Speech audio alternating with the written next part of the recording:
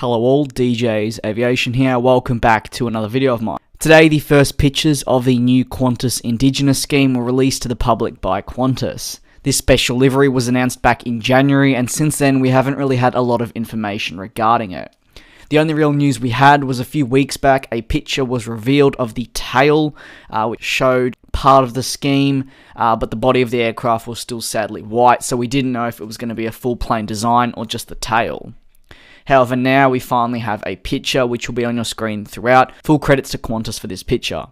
The livery will be painted onto Vh-Znd, which will be the fourth 7879 Dreamliner to be delivered to QANTAS. This new livery will feature the work of a late Northern Territory artist. There are around 5,000 dots on the aircraft, which is really incredible. To me, there's only one negative I can pull from it, and it may be rather controversial, so if you love the livery and QANTAS, maybe now's a good time to switch off the video if you don't want to hear me criticising the livery. Personally, I cannot help but notice where the livery ends. It doesn't cover the whole plane, and sure, that isn't a huge problem, but the way the design ends just doesn't click with me personally. After the absolutely stunning tail design and the way the design was incorporated to the end section of the plane, it just feels like a letdown that they didn't continue it through the entire plane.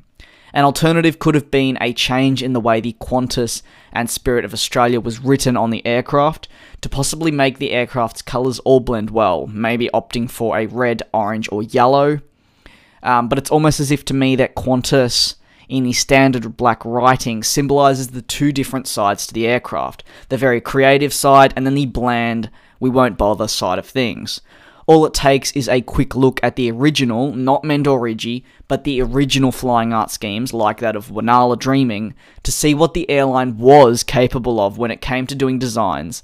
And this livery really did have the capability to continue throughout the whole plane and be one of the best liveries going around.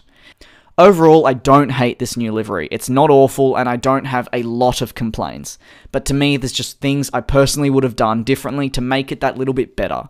Either way, I'd love to hear if you like the livery, or maybe share similar thoughts to mine.